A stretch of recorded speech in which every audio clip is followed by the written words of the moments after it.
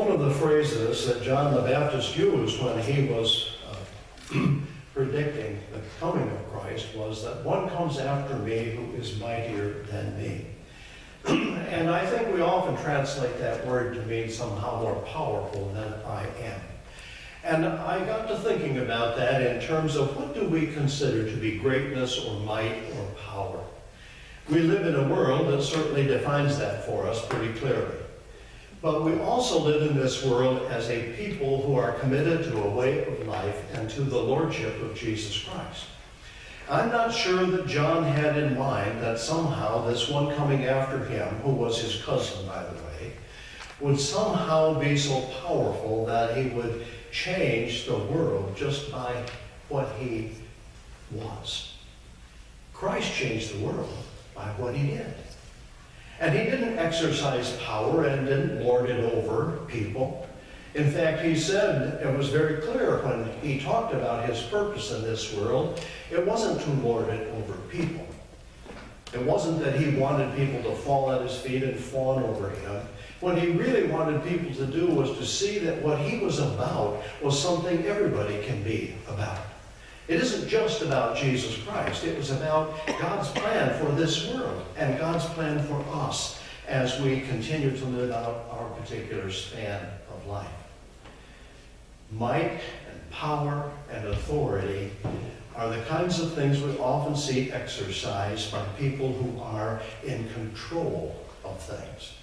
Our goal is not to be in control of anything except the life God has given to us. Think about that for a moment. You can't control others as much as you care about someone else depending on what they're going through. And I'm certainly aware of that right now. I cannot change the reality of what we're dealing with in my household. And you probably aren't going to be able to change a reality that you're dealing with in terms of your life.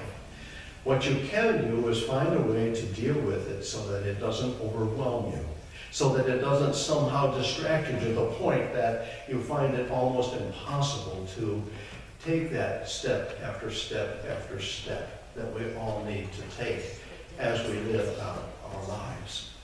Because that is really what Jesus came into the world to convey to us. He didn't want to lord it over you in the sense that the world understands what that means. He wanted to be Lord of your life so that in him you would find life and have it in all its fullness. So this morning, I want to just kind of talk with you a little bit about the words I used in the prayer of invocation. You know, when Jesus said, I came not to be served, but to serve, he was laying the foundation for what it meant for us in terms of our discipleship. Serving is one of the things that we are called to do. To give of ourselves in the sense that we don't hoard self to us. We don't act in selfish ways at the expense of others. Service has a way of saying to us, you can give yourself away. Remember the scripture that said, if you seek to save your life, you're going to lose it. But if you lose your life for my sake in the gospel, it will come back to you. And it will be richer, and it will be more full, and more of what you anticipate life should be all about anyway. And so when I use this word in terms of how we live in the world as believers in Jesus Christ, I use it in the sense that we all have a way of serving, extending ourselves for the benefit of someone else. Sometimes it does cost. But so many times it's just a simple act that we can do that makes a difference for other people. Serving is a way in which we exemplify what Jesus came into this world to be about. Mark talks about how Satan came to Jesus as he was in the wilderness. And Jesus was struggling with, what is God's purpose for his life? Haven't you ever done that? All of us do that at some point or another. What is God at work trying to do in me and through me? And then, after this time in the wilderness where Jesus was struggling with this whole idea that God had placed him here for a purpose, he came back and began to itinerate around Judea and Galilee. Nobody knows how many miles he walked. but plenty of miles, and stopped at many, many, many communities and many, many different kinds of settings and situations. But every place Jesus went, he tried to serve. That is, to give something of himself to make life better for the people that he encountered along the way. The other thing that I mentioned this morning in our prayer of invocation, and by the way, I hope that you take these prayers home. I don't just write them for Sunday morning. I write them so that we can pray them and think about them and have them influence us as we spend our days apart from this sanctuary. But what I wrote also was giving.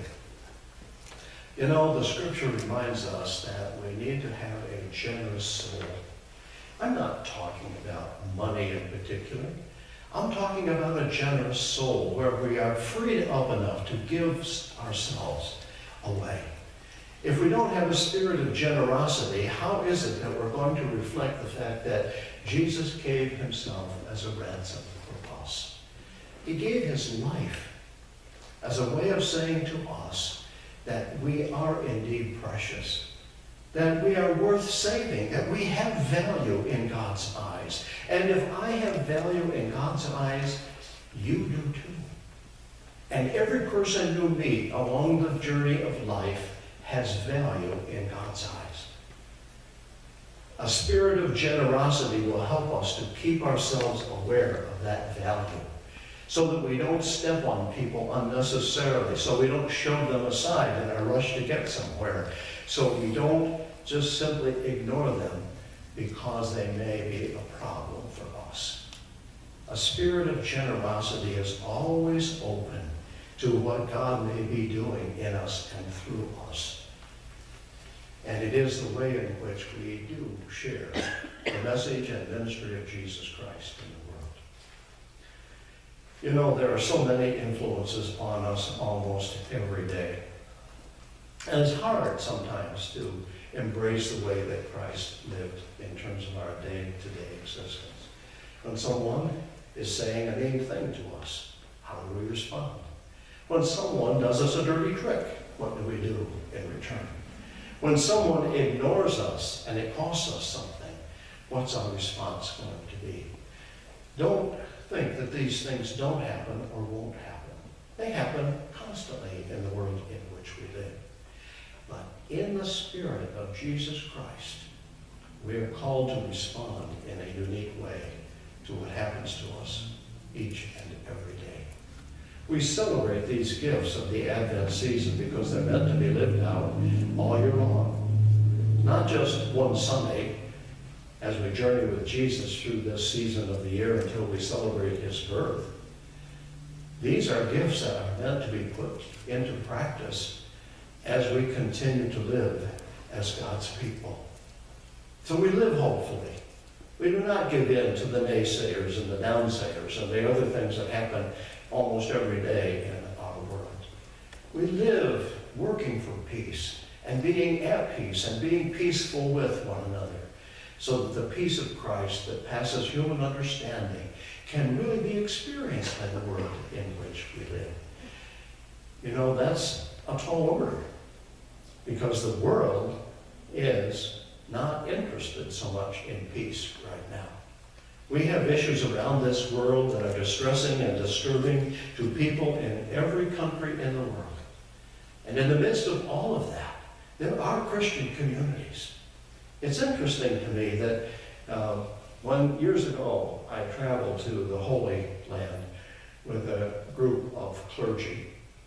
And we met with the Christian community in the Holy Land. Did you know there's a Christian community there? We don't hear about it at all anymore. But there are, from the very time of Christ, Christians who have lived in the Holy Land. And one of the leaders of the Christian community in the Holy Land said to us, we feel so neglected by the Christian community of the world because we feel like they're not praying for us. We feel like they're not knowing we're even in existence. It's like we have just simply ceased to be. And yet we have been here since the time of Jesus Christ. Our families go back to the life and ministry of Jesus. Think about that for a moment. Do we continue to be aware that in every place across this globe, there are Christians who can express the hope we have in Jesus Christ, who can bring to troubling situations everywhere across the face of this globe a new understanding of what it means to be at peace with one another and at peace within oneself. These gifts that we celebrate are gifts that are meant to be given away. And if the Christian community could ever somehow come to one place where they can simply act together in concert with one another, do you think this world would not notice that? And yet even the Christian church has splinters and groups that go this way and that way and every other way you can imagine. Their focus is on this aspect of the faith or that aspect of the faith, when the real call that Christ made to us is to live a way of life. Leave what God is going to do in God's hands. Remember the scripture that says, no one knows the hour or the time. When God is going to bring everything to its fulfillment, no one knows that. And then this little caveat, not even the Son of Man. And Jesus himself said, I don't know when that will happen. That's in God's hands. That's in God's future for us. So what's left? Shall we sit around moaning and groaning that the end times will come to us at some point? Or shall we embrace a way of life that makes the world a better place in our community and in our homes, and yes, even in the world? We don't live in fear, friends. We live in faith. We live in trust. And whatever happens to us as we journey through the days of our existence, remember, when God sent Christ into the world, Luke and Matthew say, and his name shall be Emmanuel, means what? God with us. We are never alone. We are never just cut loose and left to our own circumstances, our own needs, our own wants. But in the midst of all of that, there is God. There is God. And God is at work for the redemption of the world.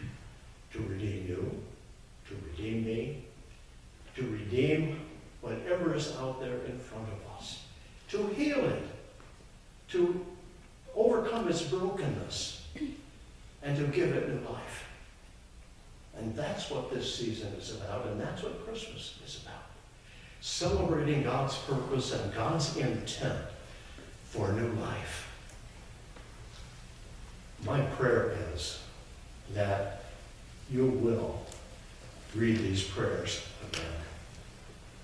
They come out of my soul.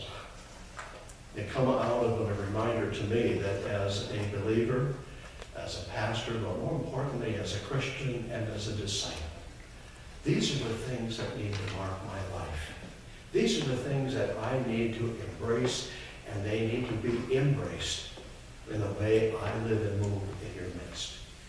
My prayer is that will be true for you as well. Be sharing, be caring, be giving, be serving. Don't back away from that, because that's what will change the circumstances of our individual lives, and it will change the circumstances of the lives you encounter every day, where you work and where you recreate, and even at home, where you live most closely with people who are in your immediate vicinity.